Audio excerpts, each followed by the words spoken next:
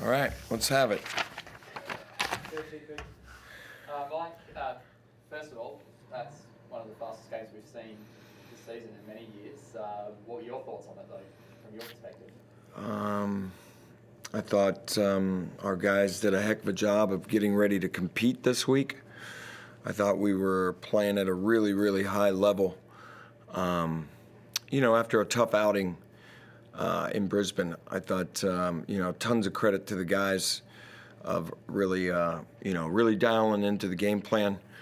I thought early on, our energy, our contest, our ability to fly around, KD's energy that he brought, Sunday's energy, but overall, collectively as a group, I thought we were connected on both ends of the floor. One of the highlights Sunday, Dirt, she had 11 points in that second quarter, and then unfortunately he sustained that injury. What's the update on Sunday? Straight up. I'm not the medical guy, so I'm not really sure, but obviously that was a huge blow to us. His energy and just his craftiness, his veteran presence. He's played Bryce a lot of times. He's seen what Bryce looks like. I thought he was really, really, as dialed in as you could be on both ends of the floor for us. And his individual defense, and then offensively moving and being in the right spots, obviously gave us a heck of a lift. Bryce did have 49, but there were times where Adelaide put pretty good defense on him, and he still made shots. Did you feel like, is there a sort of percentage around that or something like that? Well, credit to him. He's the hottest player on the planet right now. It's a remarkable job of what Bryce has done. Hats off. And then I would say also, they do a fantastic job of finding him. They have a system. They're used to playing around what he does. I thought that Sunday's attention to detail early, we had him playing in a crowd. We had him jumping up in the air. We had some contests and deflections. The game sort of turned once Sunday's presence was no longer in there. But Bryce is going to find a way to score. He's an amazing scorer. I thought we did a really good job of sort of surrounding him, but we didn't let anybody else get going for a long time until the fourth quarter, and that was the difference. You can handle one guy scoring, and that's kind of what how it was going. I thought even without Bryce, guys' attention to what we were trying to do was still decent, but nobody else was scoring. So the game plan was still at times effective. We were contesting, we were rotating, and I want to give Isaac Humphries a lot of credit too for what he did at the paint and what he did at the rim. And that doesn't talk about his offense, but he helped us control what we were doing out there. And then unfortunately, as the game wore on, some other guys started making shots, and Bryce was having his way too. It's fine if Bryce gets his points, which you're trying not to maybe let him go like that. You tip your hat to him because he's a pro. But as soon as other people start joining in, then the job becomes a little bit tougher. So with Kendrick Davis, for an example, was it Sunday going down in the first half? You were forced to put Kendrick onto Cotton numerous times, and it looked like it weared on Kendrick by the end of the game, but still had 37 points in this one, 11 assists and 5 rebounds. That's quite a return. Yeah. Well, he's a tremendous athlete. He's in tremendous shape. 3 weeks off of basketball. There's nothing like basketball conditioning. You cannot replicate doing anything except playing in a game. But what he did was really remarkable for the minutes and the points and guarding Cotton and trying to do all the things that he does and generate offense for our group. And he'll take a day off and get ready tomorrow, and we'll get Trez back in here this week, and we'll regenerate the group again.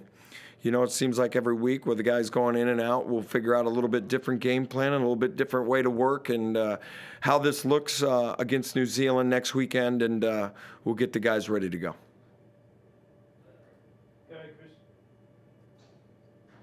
Yeah, Mike, I want to ask you about KD. I mean, you inherited him as the coach, and he's so young in his career, and he talked at halftime about how he's so young, and even he's sort of admiring what someone like Bryce is doing, and he would love to get to that level one day. But is he surpassing your expectations on how good he is playing in his first season in this country?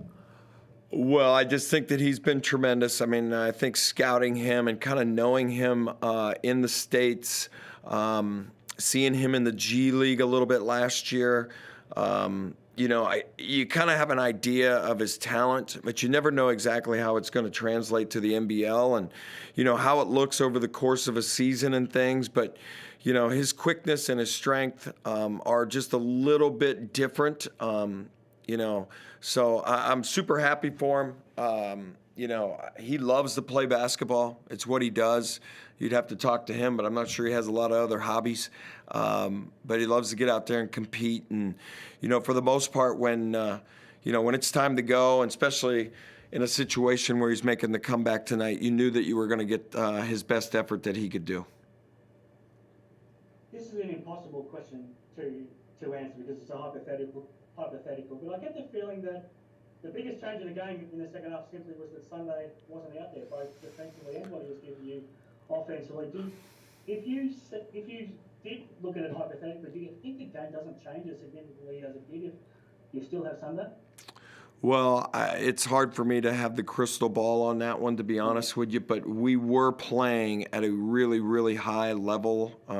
You'd have to check the stats of what Bryce had at that point, 15 minutes into the game, he probably was around 10 points or so, and then, finished with around 16 or maybe more, I don't know, at the half. I'm not sure exactly what it was, but your question is Sunday was doing a really good job. Like, he has an idea when you ask him, about guarding the elite scorers in this league. He does have an idea of what he wants to do going in. We try to factor that into our game plan, try to relay it to the rest of the team so they understand what Sunday's trying to do, and then we can put the appropriate help in certain areas. And, with great scores, they're going to get points. And, we were working him. We were trying to make it hard. I thought we had him at least playing into some areas where he just wasn't comfortable. What you've seen going into these games is him being really comfortable because he gets such a rhythm player, and the dribble gives him rhythm where he can get shots, and then he starts to get downhill. And, it changed a little bit without Sunday. I still thought that our group did a really good job because, as I said, he started to score, but nobody else was scoring. So we were rotating, we were contesting, and that's another way. Whether you try to take the best score out or you try to limit with everybody else, we had a couple of different things that were going on there with Sunday in, Sunday then all of a sudden out. But I give our guys a lot of credit for competing on, a short time span.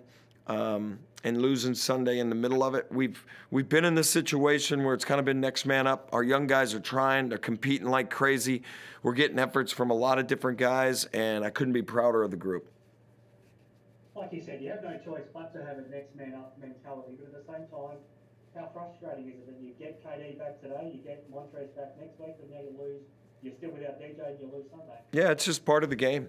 I mean, we can't control that stuff. We can just only control ourselves and our prep and our ability to be ready.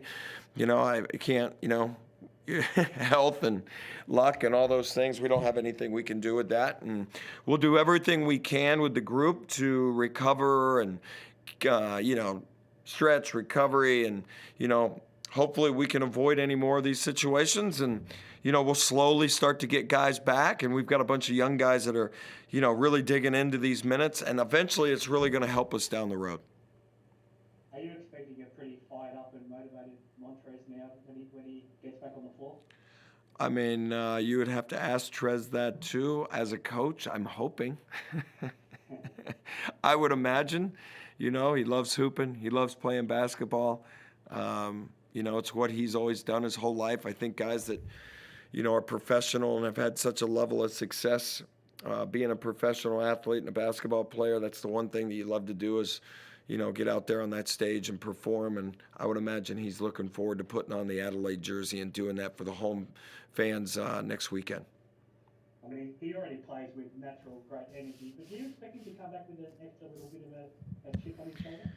I mean, I just expect Trez will be ready to play. I don't know what that will look like. I just think that he will be ready to compete and play. Thanks, Mike. Okay.